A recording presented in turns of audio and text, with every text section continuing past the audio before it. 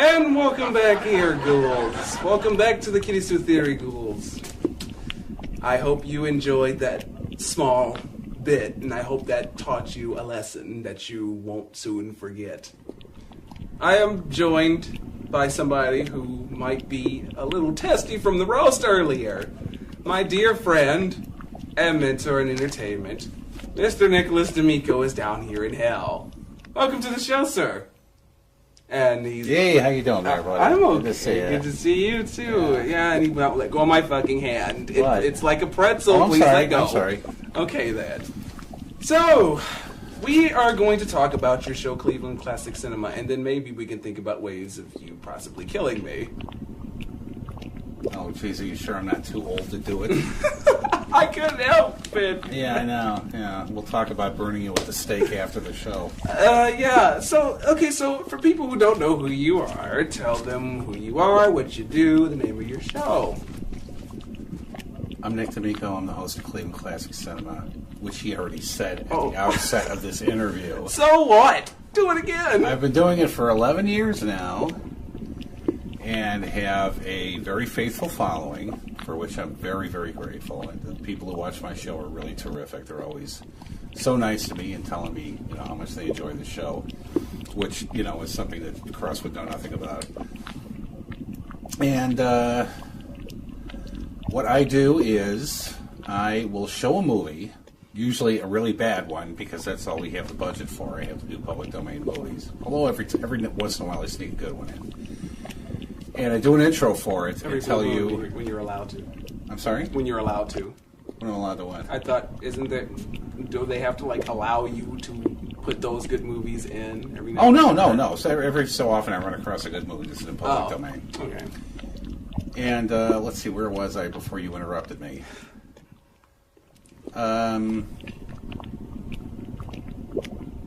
Let's see, public domain. They show a good movie every once in a while. You're talking about the movies. And I do an intro for it. I tell you if it's a movie that has historical value, like the original Invasion USA or My Man Godfrey or something like that takes place during the Depression. Mm-hmm. I will give you a history of what the country was like back then and what the mindset was if it's a politically charged movie like Invasion USA was. And then I'll tell you about the people who acted in it and the production of the film. I'm sorry, go ahead. I mean, I don't mean to cut it, but I literally, your show has a charm to it. For some people who don't have any appreciation for older films, I think they could gain one when watching your show because, I don't know, you just have this charm. You go so in depth about everybody and their, everything they went through during the time of making said films or whatnot. I'm surprised you're not on Turner Classic yet. Yeah, I know, especially considering I was there when most of them were made. I'm being serious here. I'm being legitimately serious right now. As you can see, I have a really good sense of humor about myself. Mm-hmm. So I do bios of the people who are in the movies. If there's any biographical information to be had, there are a few movies I've done where I couldn't find any biographical information about the people who were in it because it was their only film. That's actually quite rare. I don't see a lot of movies you show where you don't have a lot to say about it. That doesn't happen often. Well, if I can't find a lot to say about the movies, I just go off on political correctness or something, It pisses a lot of people off. Probably, or I go off on, I don't know, black transvestite loudmouthed idiots who like to talk about how old I am. That is uncalled for. I would never say anything out of you if it's not out of love. Oh, and well, believe me. When I call you a black transvestite idiot, I'm saying that with so much love you wouldn't believe it. You're the first guest. With those goddamn questions again, I'm you're the first guest I've had to pop. You don't know how to act.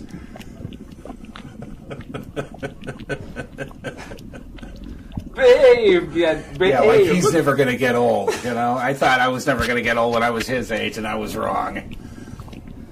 You're talking about cinema here. Okay, so... If he had tits, they'd be sagging by the time he's 30. You're destroying this interview! Oh.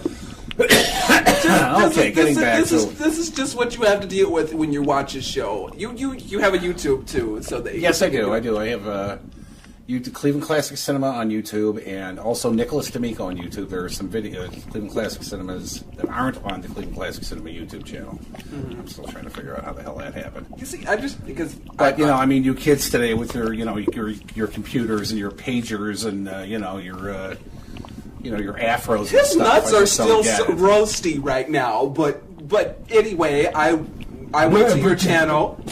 I went to your damn channel. Yes. And I was looking at some of the comments. You have the allure there. However, I see a lot of drunk douchebags who comment also about you not wanting to show the full movie on YouTube. Yeah, you'll probably get in trouble because if you do. Yeah, at least they don't give me shit about wearing women's clothes. Actually, the really strange thing about my they give you shit about YouTube paper channels, cuts. The really strange thing about my YouTube channel is with all of the intros on there, and there's some intros for some really good things like the Jack Benny Show, Car 54, Where Are You, My Man Godfrey, really good movies. They get 30 hits maybe. And just because they're not in black and they're not in color, don't fucking judge them. They're good. The intro I did for From Hell It Came, which is one of the worst goddamn movies ever made, has over 3,500 hits the last time I checked. That's the surprise, then. That surprised me, actually. That surprised the hell out of me. I couldn't believe it. Mm-hmm. I mean, Plan 9 from Outer Space is more famous than that movie. It's a better intro, and it has 38 hits. Mm-hmm. I mean, what the hell? What are you people thinking? People like crap. Well, they've watched this show, so they must. What? You're messing up my quaff. This is why I shouldn't have brought him on. But anyway, I wanted to have you on. Oh, yeah, I drove all the way here for this. You know how long it is a trip from Cleveland to hell? Well, actually, it's only about 5 minutes. Yeah, when you fall down. Yeah. Oh, my God. But, yeah, anyway. What was my question? You made me forget my question. It's written down there. Why don't you just look at that damn card? Can I kill him, please? Even worse so than what he is already. I'm glad you asked me to be on. So, okay, by far, what is? I know you just said there's a few that you put on there. What is one of your personal favorite movies that you've done an intro for? Gee, that's a hard question. Let me think. Yes, let me think. Does it have to be a movie? Could it be a TV show? It could, yeah. Well, yeah. I mean, actually, the personal favorite movie, my personal favorite horror movie that I did an intro for, was for the Texas Chainsaw Massacre. Now, unfortunately, we weren't able to show the movie because it's not in the public domain. But on the anniversary of the release of the original film, I did a 45-minute intro just on that movie, and then we started the show again with another intro and another movie. I saw that one. That was quite lengthy. I lent a copy. Yes. But it was informative, wasn't it? Yeah, it was entertaining, wasn't it? Yes, and so was your Invasion of the Star Creatures, because I like that movie and I don't appreciate the things you've said about it, so I'm going to get butthurt and write an Invasion of the Star comment Creatures on your stuff. Was horrible. It was worse than Plan 9. So how long? It was worse than The Last Dinosaur. Well, no, it wasn't worse than The Last Dinosaur. Nothing's worse than The Last Dinosaur. Not even Maniac or The Creeping Terror. So would you say you have a nice following in Cleveland? Yes, I do. I do. I mean, I don't run into viewers as often as I used to, which kind of disappoints me. It makes me wonder if they're, it makes me wonder if they're still watching. I hope the hell they are, because nobody writes to me anymore. I mean, I got a new email, clevelandclassics22@hotmail.com, but I don't think if that's getting through to my viewers, even though I, here, right, mentioned I put a lower third in. Mm-hmm. But, yeah, I haven't heard from a lot of my viewers, which kind of bumps me out. I really like hearing from them, and. So what's your age ground? I know, what's your demographic? It's really big, man. I mean, I've got viewers that are almost as old as I am. and ones that just got out of high school. You know, I figured my my viewers were like between, you know, like maybe 40 and 65, which I'm not, thank you. But when I went to my old high school for a tour before they tore it down, I ran into a kid who had just graduated and absolutely loved my show and turned his girlfriend onto it. Probably, you know, ties her up and makes her watch it. But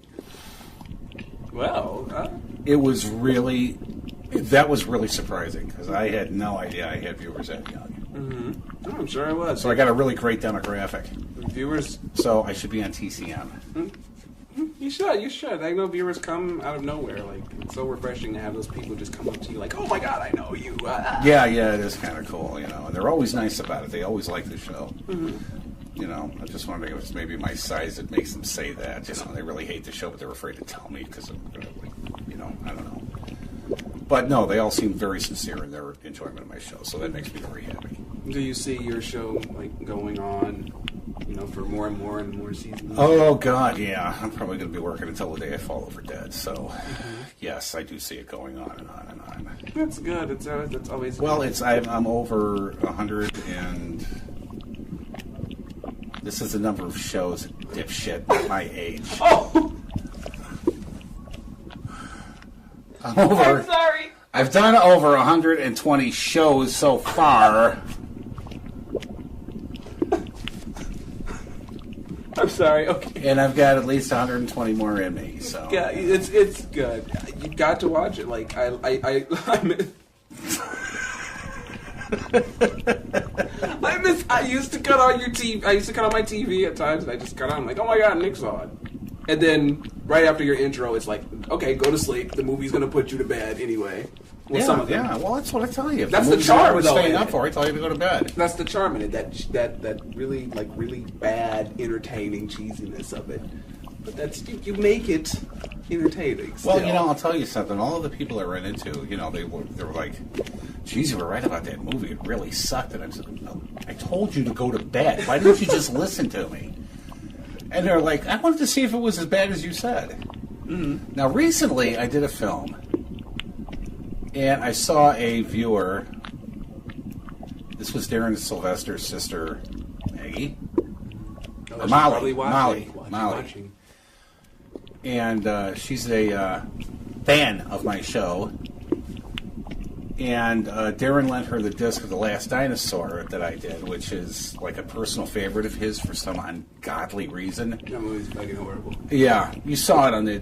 Did you show the sample? No, that's afterwards. Okay, after this interview, you'll see like a clip from that intro at the end of the show. Because boy, I'm telling you, some of the sampler clips, I looked at those things. They're from really early shows, like 11 years ago, and they're like, "There's no gray in my hair, very little gray in my beard, and I look like Jabba the Hutt." You know, I mean, it was definitely a trip down memory lane, and not a good one. But just to reiterate, The Last Dinosaur sucked. Mm-hmm. And she got into this big thing with me about how it wasn't as bad as I said it was. You know, and I just came to the conclusion that everybody in Darren's family has a gene that makes them unable to recognize a shitty movie when they see one. Yeah, well, it's always entertaining to have you at a movie night because everybody is like mad at you because you freaking. Well, you're honest. You believe if something's crap, you tell them it's crap. But at the same time, you're like, you always come with a warning. You said, "Are you sure you want me to tell you what I really think?" Well, so that's if somebody shows me a project they did and I didn't like it. Mm-hmm. You know, I mean, I am not. You know, it's really hard to do that sometimes. You know, because I honestly like people. You know, and I don't like, you know, like walking up to somebody who's got a big, pretty red balloon and going, "Hey, how you doing?" Pop. But you know, I mean, bubble. Sometimes, you know, like a first-time filmmaker will come up to me and show me, hopefully, a short that he wrote and produced. Mm-hmm. Or, you know, a script that, you know, he wrote and ask me my opinion on it. And if I don't like it, I will tell them why. And if they're still sticking around, I will tell them I don't like it. And if they're still sticking around after I say that, I will enumerate the reasons why I didn't like it and what they could do to improve it. Sometimes there's nothing you can do to improve it. Sometimes you should quit making films, you know? Sometimes you have to strangle a baby in the crib before it becomes a serial killer. Somebody's got to make sandwiches, right? You're making people mad! Look, as you're so fond of pointing out, I have more birthdays behind me than I do in front of me. I wasn't like that. And I have very little time left on this Vale of Tears. I could fall over. I could get killed driving home after this. I don't have that much time left, and I don't want to spend it watching stuff that I don't like. I can understand that. Is that so wrong? No, it's not wrong. That was Just my Harvey evil. Firestein. Just evil because you are just a mean person deep down. But it's one of the reasons I've come to love you so much. He's such a liar. I am delightful. And I always am delightful. Ask anybody who kind of knows me. Bullshit. I'm sorry, but... Bullshit. Oh, yeah. But anyway... Yeah, thank I'm you. his dearest friend and mentor. Remember that. Yeah, he taught me everything I know about the Yeah. HG. Let me tell you how much I regret doing that now. Oh my god. I've been holding it upside down. It's your fault. God damn it. Thank you for being on the show very much. No, sir, you are getting a hog. Oh, You're getting a hog. isn't that sweet? You are getting a hog. Anyway, Isn't and that sweet? everyone, Nick D'Amico, he has... Check out his YouTube. You have a YouTube channel, and also Yeah. Cleveland watch Classic Cinema on YouTube and Nicholas D'Amico on YouTube. and look him up. And here is a sampler from Nick D'Amico's show, and he hopes you enjoy it. By the name of Cleveland Classic Cinema. What the fuck happened? Here's a clip from Nick D'Amico's show. Nothing. Just show it!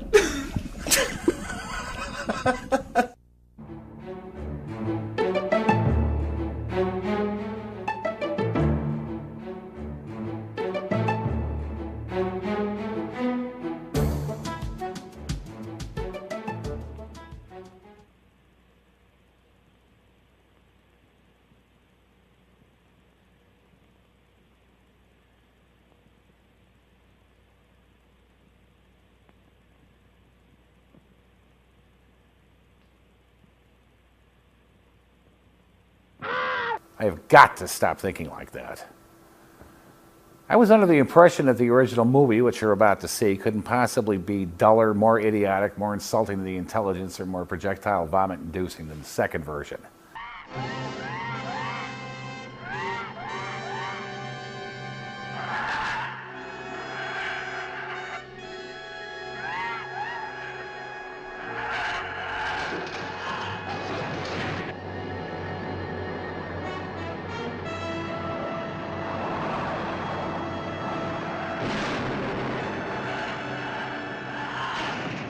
I got a major problem here. What in the world can I possibly say after that? It's like following James Brown on stage. I watched that trailer and every bit of energy I had reserved for writing this intro just drains away. My sister isn't coming. So they sent you? I came by myself. I wanted to find out what you had against me. You are human. Your people were getting too intelligent. We could not wait until you were strong enough to attack us. We had to attack you first. I think you're just a big bully, picking on people smaller than you are. Now I will kill you.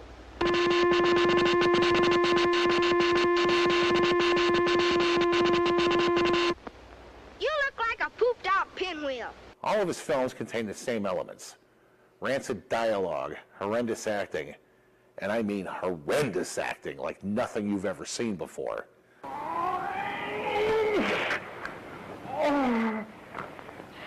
Stealing through my body, creeping through my veins,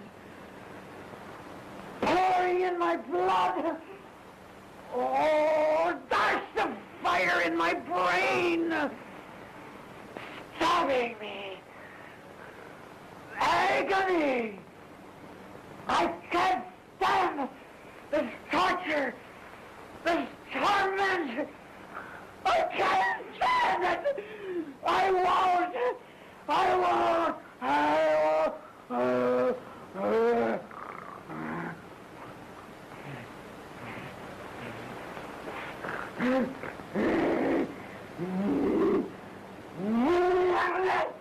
It's something unique to Esper films. They usually contain long text explanations of what you're supposedly seeing.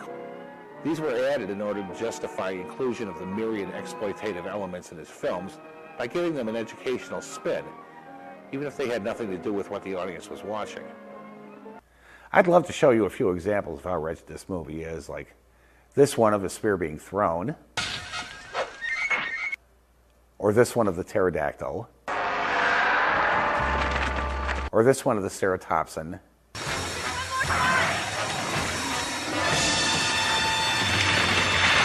And best of all, what happens to the Tyrannosaur when it's attacked with a catapult. No, I can't show you that. The sole entertainment value of this movie is how rotten it is, and I don't want to spoil the best part of it. I can sum up this movie in one word if PU is a word. So right now, sit back, relax, and enjoy The Last Dinosaur, right here on Cleveland Classic Cinema.